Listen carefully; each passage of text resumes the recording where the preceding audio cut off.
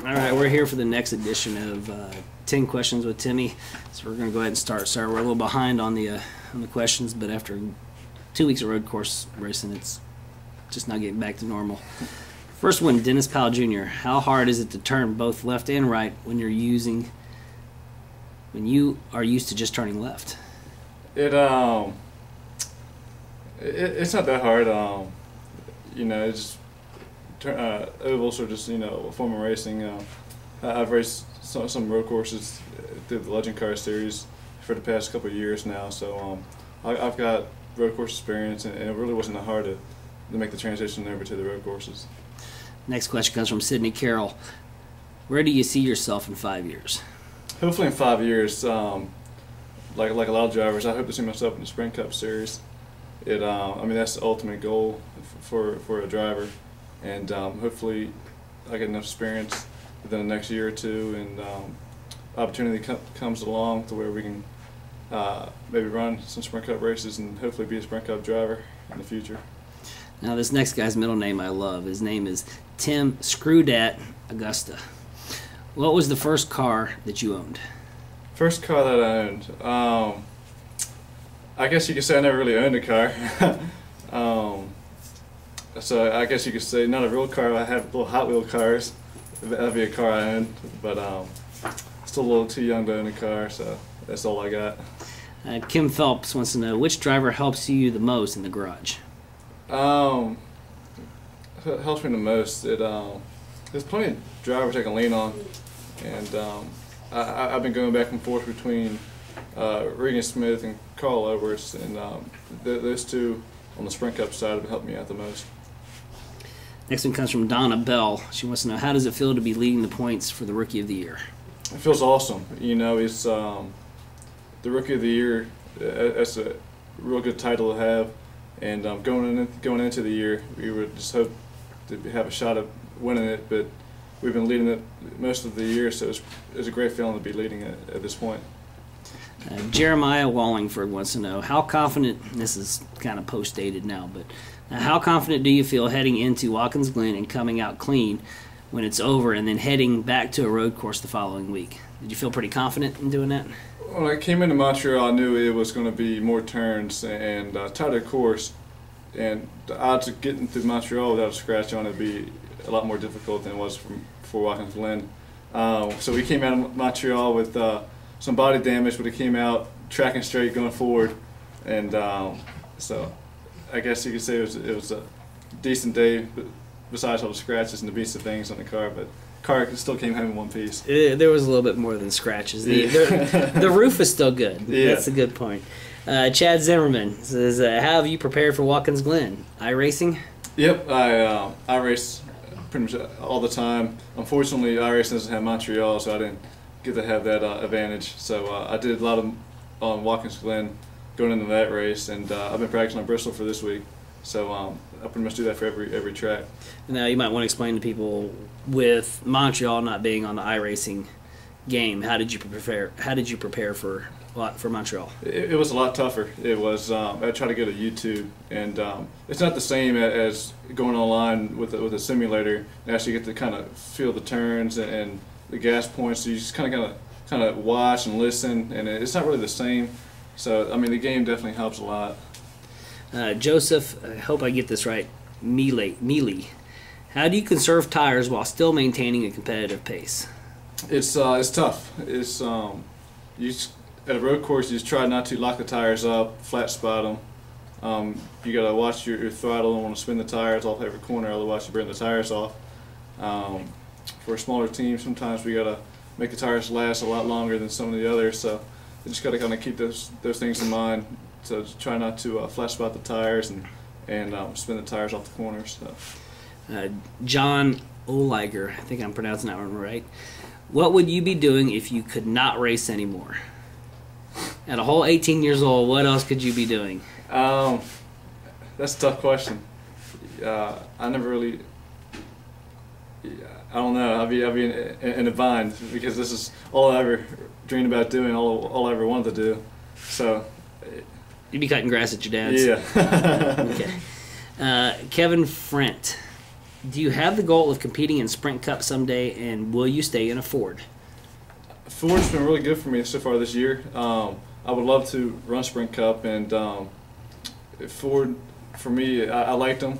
I still do like them, and it'd be cool if we can keep the relationship going with Ford, and I could do that in Sprint Cup. So I think that'd be awesome if we could.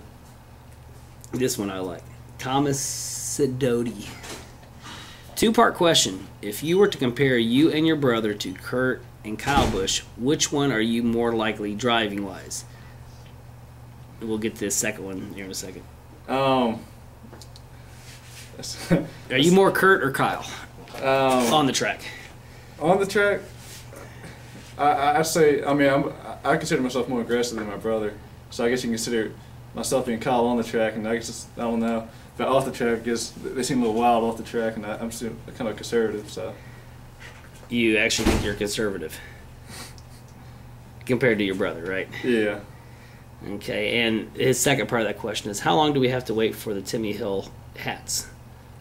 What we're trying to do is get some really cool hats and designs made up, but just keep bugging us, and sooner or later we'll get those out for you. All right, and then I found another group of questions, so we're going to keep kind of going. So it's going to be like 20 questions with Timmy. Timmy, you're going into Watkins Glen with very little road course experience. You've shown what you can do on an oval track. What do you think will be the hardest thing to adapt at the Glen? And that was from Robert Hill.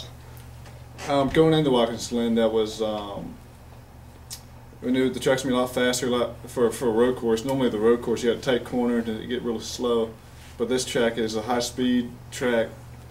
So a lot of the deal is when you lean to the right for the right hand corners, you can't really see where exactly the car is at because you're sitting on the left side.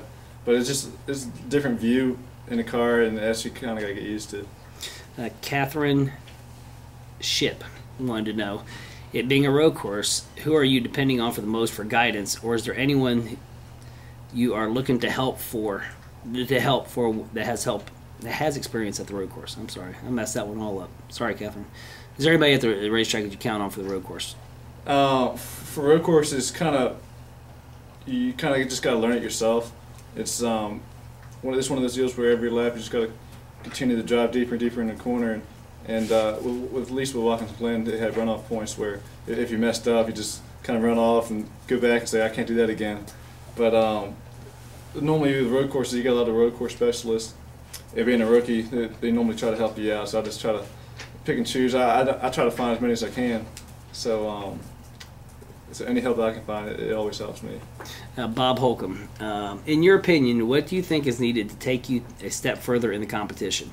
More horsepower, better handling, or more experience behind the wheel? Probably all the above, but to find the first two between handling and horsepower just takes more sponsorship, and it's tough right now with the economy, and so we're doing all we can there, and as a driver, every time you hit the track, you just get more experience, so probably all the above there. Darren Taylor wants to know, Timmy, how is it racing against guys like Ricky Stenhouse Jr., Carl Edwards, Kyle Busch, and Reed Sorensen, Justin Allgaier, Jason Leffler, and Mike Wallace on a weekly basis?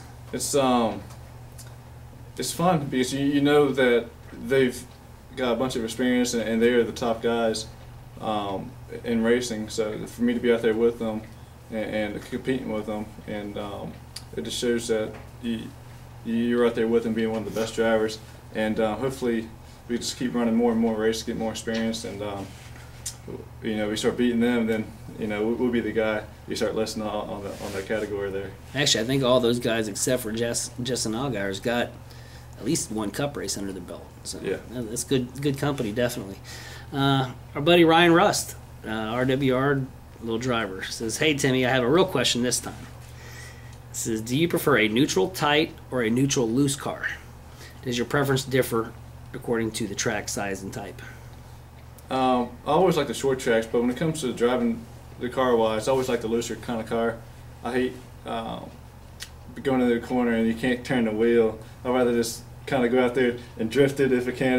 That's for some people if you don't know what loose means, but I like the car to be able to rotate without a lot of input in the wheel. That's always my preference. And just to let people know, usually smaller teams especially, but even more so when you have rookies or guys making their debuts, the team will usually always try to make a car tight versus loose, because it's a heck of a lot easier to slow a guy down from hitting the wall, making it tight, than having him looping it and backing it into the wall, and then you're done for the day. So just giving that little bit of information there for everybody. And one last question from Mike Hogg.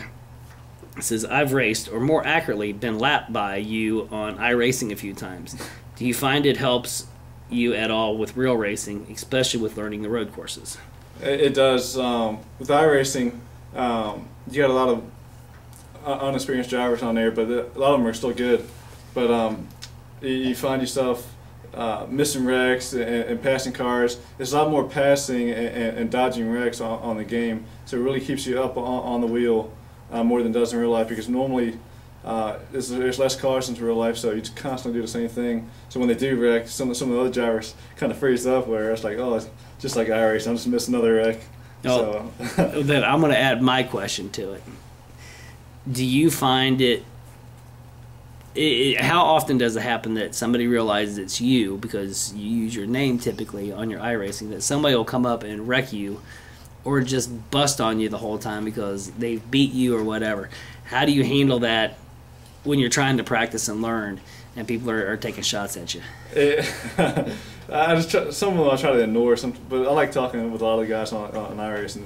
There's normally a pretty good group of guys, but some think that they could beat me on iRacing that they go out here and do in real life, but it's a lot more to it than you think. But it's a great tool, and for those guys to beat me on iRacing and to run that good, they're doing something right, because it's a realistic game. So they're doing it right in the game when they beat me. And I just wanted to bring in one more thing. One of the reasons why we got behind on this video, everybody thinks that Timmy and especially RWR, we have all this money, we're doing all these things. You want to tell them about your weekend, going there, coming back, the private jet that you flew in, and all that? We left out of North Carolina, I guess on Wednesday. Yeah, I think it was Wednesday. And we drove. So that was a long drive up to Canada. We started the drive out pretty good, no traffic, and let alone the GPS takes us on the routes through the small towns. We ended up going through Jersey, through the back roads, and traffic hit us, and then of course we got rocks flying up and it cracked the windshield of the rental car. So luckily we had insurance there, but it was a long drive up, and luckily we got to the border, no problems. And we get to Canada, and the phone service drops off, and there's no internet on the phone. So it's different, and so that's how we got behind on the videos.